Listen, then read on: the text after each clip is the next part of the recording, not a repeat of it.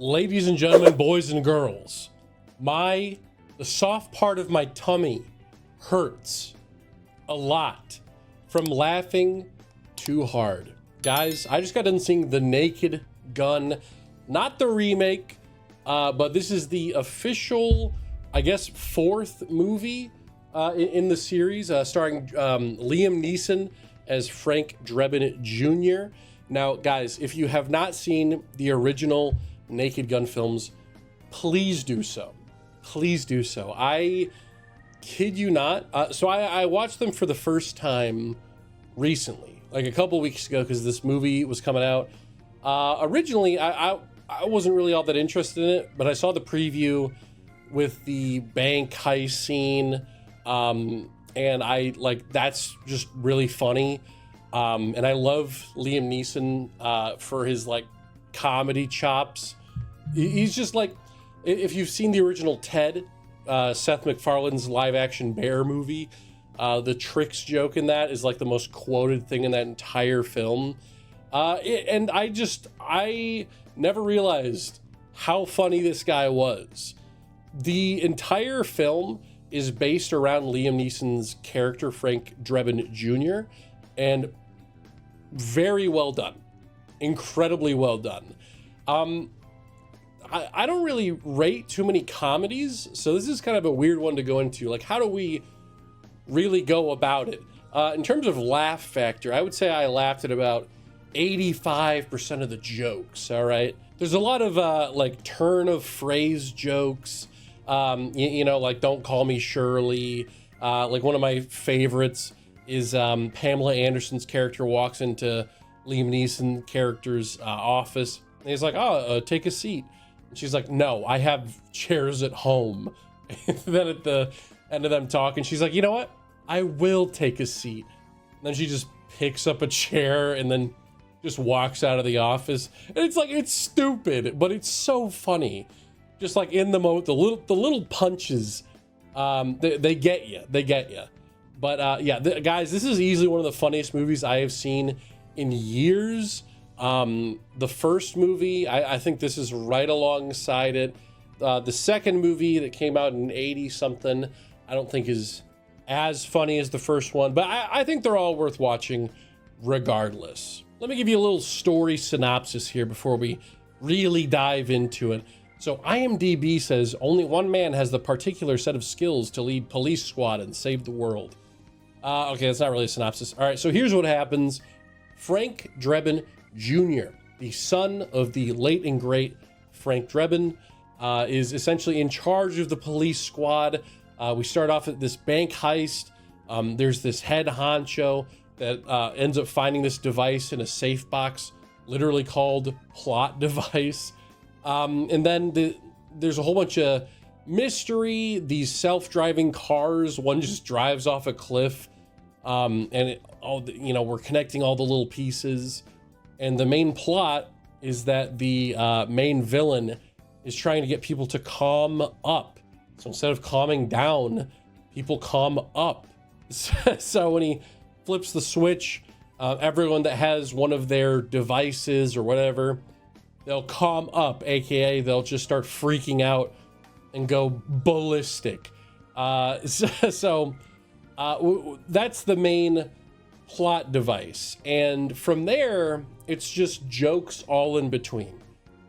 And I guess the main reason Pamela Anderson is there is because the guy that died in the car accident, that was her brother, and now she's trying to also figure stuff out. But yeah. One thing that surprised me the most with this is that they are not afraid to do edgy sounds so cringe, just like humor that you don't normally hear nowadays. Like, guys, if you know the original title of Let's Get It Started in Here by the Black Eyed Peas, you know, there's references to that. There's references to random things like Sex and the City.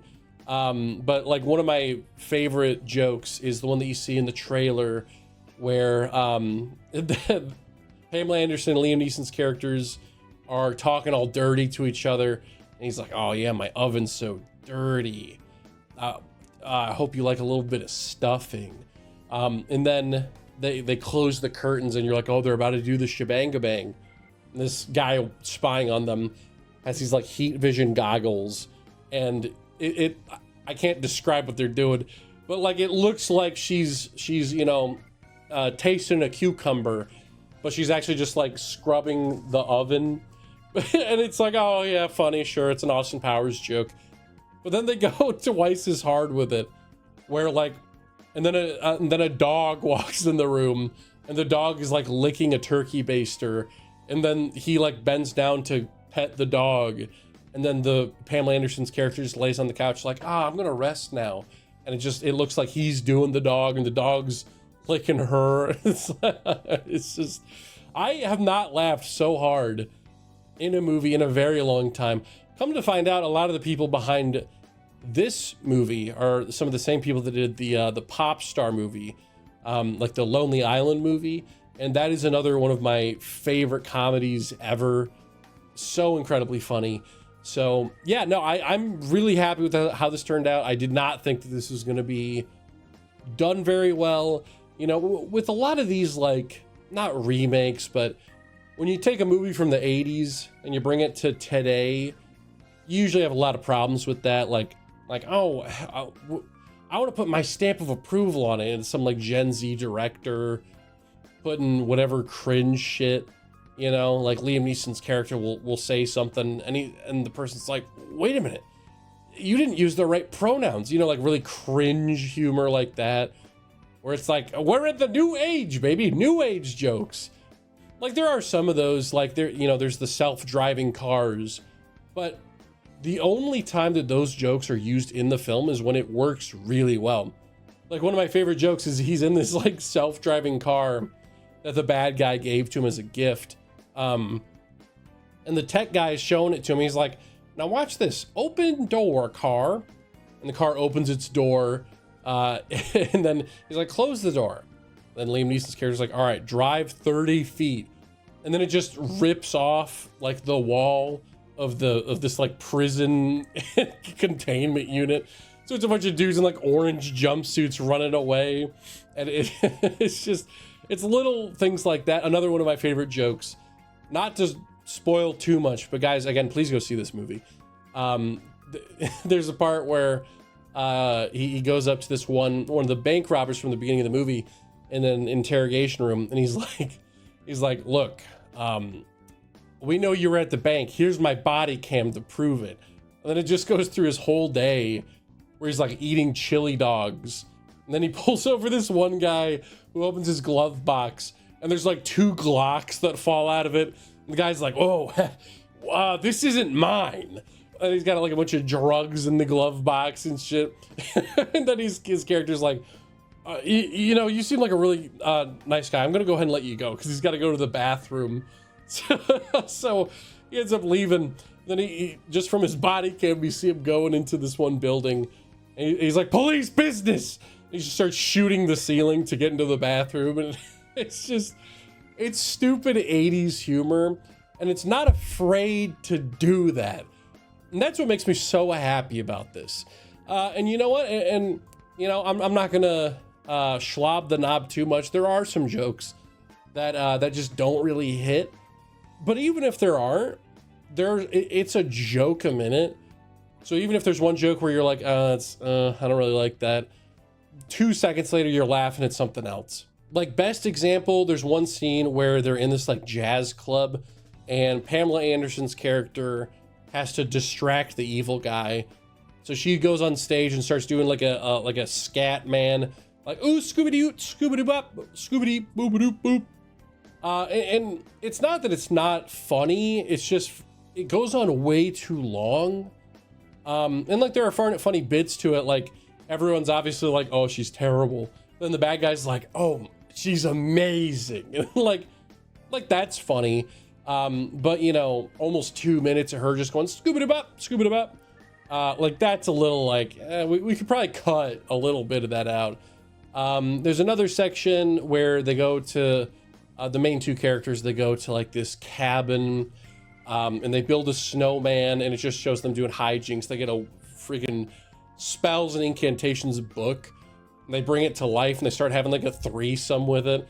And it's like, if it cut off right there, it'd be perfect. I wouldn't complain about it. But then it keeps going where it's like, oh, now they don't want him in the three-way. Now the snowman has Liam Neeson's inhaler and he just starts like emptying it. And then he like tries to kill them or whatever. It just kind of keeps like going and going and going. And, you know, maybe to some people, they would be like, yo, that was the best. But I don't know. I think for both of those jokes, if you cut it in half, perfect. Perfect. And that kind of goes into my next bit. The side characters, I think, are very underutilized in this. Perfect example, Paul Walter Hauser, I believe is how you pronounce his name.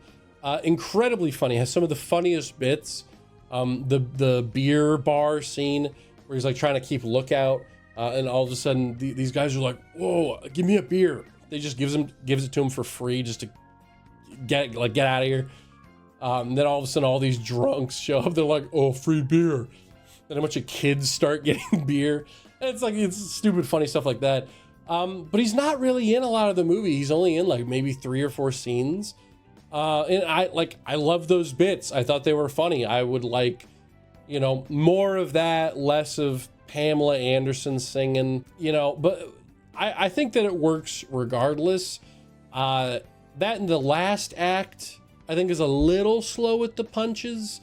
But yeah, I guess my last thing I have in my notes here, the plot does not need to be important. Let me make that very clear. If you're thinking, this plot doesn't sound the greatest, it doesn't need to be.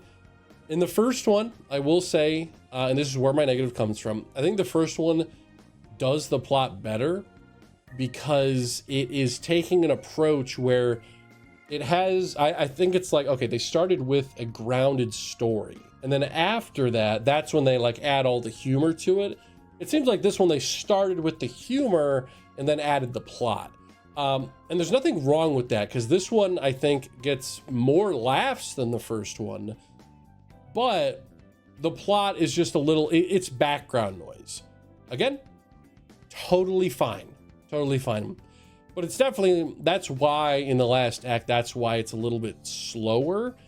Because that's where they're like, okay, we have to focus on the plot a little bit, you know, because we kind of lost it. Let's get it back, finish it off. But other than that, guys, this is easily one of the funniest movies I've seen in general. This was an absolute blast to see. It's short too. It's only like an hour and 25 minutes. Please go out and see this. Save comedy. Hey, I love myself some horror movies, but there are so many of those that come out all the time. They just get a little tiresome. I would love to see one of these types of movies coming into theaters like once a month or something of this caliber. Because yeah, with this one, we have, you know, Seth MacFarlane, we have the Lonely Island guys, some of the funniest people. I was a little worried with Seth MacFarlane, but he knows how to separate his jokes. So it's not like, oh, so it's going to be Family Guy. No, it is 100% its own thing. It's hilarious. And yeah, no, that's about it.